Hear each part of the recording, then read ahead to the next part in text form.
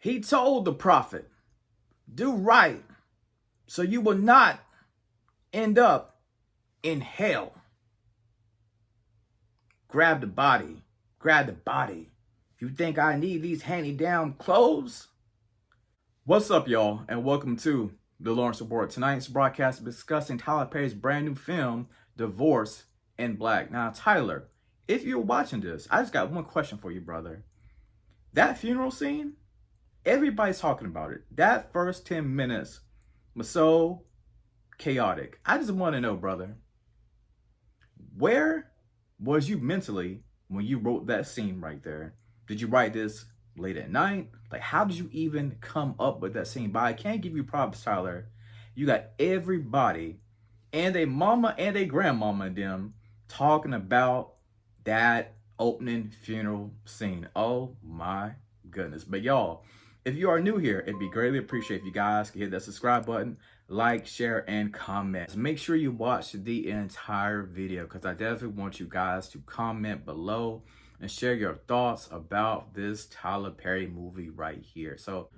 But before we get started, let's take a quick overview of what Divorce in Black is truly about. Ava is a young bank professional who is devastated when her husband Dallas abandons their marriage. She's determined to fight until fate intervenes, revealing that Dallas was basically a low-down, dirty dog the entire time. But now it's up to Ava to reclaim her throne as a woman and to find a potential new soulmate. And now, let's get into my thoughts of Tyler Perry's brand new movie, Divorce in Black. Now, when it comes to Tyler Perry, right, I can't give him credit for this right here. This was slightly better than Mea Culpa, right? This wasn't Tyler's greatest work, but I did love the way Tyler paired Megan Good, who was going through a divorce with Devon Franklin, right? Corey Hodrick was going through a divorce with Tia, right? And that, for me, was the icing on the cake. That was a good pairing because I must say, Corey Hodrick bodied his role completely. He did an incredible job of playing Dallas. And we got to give props to Megan Good. She did her thing as Ava. I felt her emotional concern about her life, the trajectory of her life, this marriage, and how she felt like she was a failure. I felt what she was going through. So props to Tyler for giving those two actors a great shot, because like I said earlier, both those actors have been going through, went through a public divorce. But let's continue on. So Divorce in Black,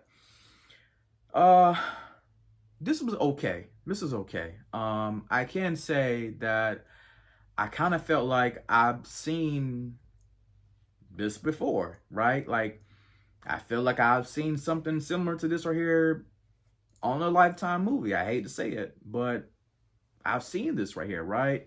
But I think one thing that we don't give Tyler Perry enough credit for is that we know his movies are dedicated for the most part to Black women, right? But I think when he writes these movies that he's hoping that these movies are going to heal wounds of Black women that may have been, affected or abused or something like that in some type of manner, right? So I can't give him props for that, but I'm slightly tired of seeing the same old trope from Tyler Perry, right? We always know that he's going to give us a Black woman who has been abused or assaulted or something like that, and at the same time it comes from the hands of a Black man, and then he's going to give us some type of spiritual part that's going to be in this as well. And then there's going to be a guy who could potentially become a damsel in distress to rescue this Black woman. It's kind of like the same pot of gumbo that I keep seeing over and over and over. For once, I just want to see a Tyler Perry movie where a Black woman falls in love and, she's going through happy situations, not where a Black woman is constantly being beaten or abused. I just want to see that from Tyler, right? I know he's coming out with this war movie. I forget the name of it, but I know Kerry Washington is going to be in it. I think it's coming out later this year or next year. That's going to be completely different. I don't think it's going to be nothing where a black woman back in war was getting abused, but you never know with Tyler, right? Um, but I just want to see something fresh from Tyler. I can say that Tyler definitely kept me entertained this entire movie. I was not bored at all. I was curious to see how Ava was finally going to wake up and realize that, you know, you can't love this guy, Dallas, no more. You know, he is going through some trauma. His family, you know, the Bertrands, you know, those guys just bad people that have been, you know, basically being a demonic plague in this town, right? And this comes from family history, family drama. I mean trauma.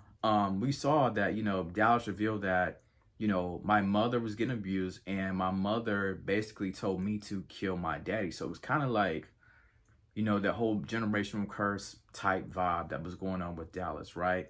And you know, when it came to Megan, I can say that I kind of felt bad for her. We've seen many women, you know, in this situation when it comes to being in a very abusive, toxic type relationship. So my heart goes out to any woman that has been going through something of that nature right there. Now, when it comes to Dallas, you know, we've heard stories about men like Dallas, right? We've seen some, you know, some of those men like Dallas are in our own families. You know, I've had them on both sides of my family, unfortunately, where you have just bad men like Dallas, right? And I cannot feel anything for them because I'm like, why don't you go get some help? But, you know, Corey Hardrick played the heck out of this role when it came to Dallas. You know, him being this old drunk, abusive, narcissistic type male. He played his role in this right here. And when it comes to the father, the mother, the parents in this right here, they just showed that, you know, they want the best for their daughter. They tried their best to love their daughter. And I love the scene where the father, he talked about, you know, they were showing those videotapes, and he talked about, you know, I saw you being happy back then. I don't see the same light from you right there. Fathers know what's best a lot of times for his daughter, as well as a mother. You know, the scene with the mother when they're in their room and the mother discovers the letter. Oh my God. That definitely pulled at my heartstrings right there for sure. So, and not to mention Benji, you know, we got Benji. Benji basically is going to be the man. And I love this right here from the parents. The parents been tried to set Ava up with Benji. They both tried to do it several times in this movie right here. So I do love that. And Benji, he just wants to love her. He just wants to love her. And we cannot forget about Ava's friends, the married couple. I forgot their names, but the married couple. That divorce party was genius. That was genius right there. That was what Ava needed. That was genius right there. But I just needed more from the couple's husband. I can't think of his name right now, but the husband, I needed him to be a little bit more aggressive with Dallas. And we did see that one scene with him stepping up to the plate whenever they was hanging out in the patio. But I just needed him to check his boy a little bit more, because if that's so-called best friends, you got to step to him. But that is my character analysis, you know, when it comes to the characters in Divorce in Black. All the performances in this right here was, to me, I thought it was pretty good. I appreciate it. I think we got to talk about this right here. I appreciate Clarence. You know, he plays Ava's father. And this was one of the good points of the movie right here. He said, you know, and I've learned this from my great-grandparents, you know, and my father as well. He basically said, listen, I've treated your mother, you know, Ava's mother. I treated your mother all of these years with absolute respect, honor, and dignity. I still open up the doors for her. You know, I'm paraphrasing what I'm about to say here, but he's like, I buy her flowers. You know, I do all the right things that men should do for their women. And I don't see how, unfortunately, this happens in real life too. A lot of women go through this. You know, Ava, she has a great example from her parents, right? But somehow, in some way, she decided to stay in a bad, bitter relationship. And I hate that for any woman that is going through that, because you see the beautiful light that your parents have, but you decided to stay And I absolutely hate that. But I appreciate Ava's father for coming through in the clutch and giving her a good message saying, listen, we want the best for you. And I think, you know, when it comes to this marriage right here, the marriage is already, the writings on the wall for this marriage is already bad. You know, you got these two families here, Ava's parents and the Beltrans, and, you know, it's kind of like everybody said, don't get married, right? But y'all still end up doing it. And then it's absolute hell, right? We see that in this movie when it comes to these two families right here. And I hate that because people are trying to warn you, but you still decide to get married, right? So overall, it was for me, it was okay. Wasn't the greatest Tyler Perry movie. I think I would give it about a, a about a decent 8, roughly. About a decent 8 for me. You know, thinking about Tyler Perry movies, you know, as he continues to write them, we still going to watch them. We're still going to critique them, whether they have good parts or they have bad parts. I think my favorite one that he's written thus far has been a Jazz Man's Blues, except for the ending. Hate that ending. I'm talking about, you know, with him being on Amazon, Netflix. I'm talking about those type movies.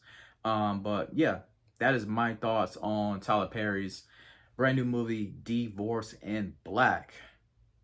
A lot of people talking about it right now. We love you, Tyler. We just want something a little bit different. That's all. Not a black woman in stress all the time. Can we get that? Can we get that? That's all I'm asking for. So don't forget to subscribe. And as always, thank you for tuning in to The Lawrence Report.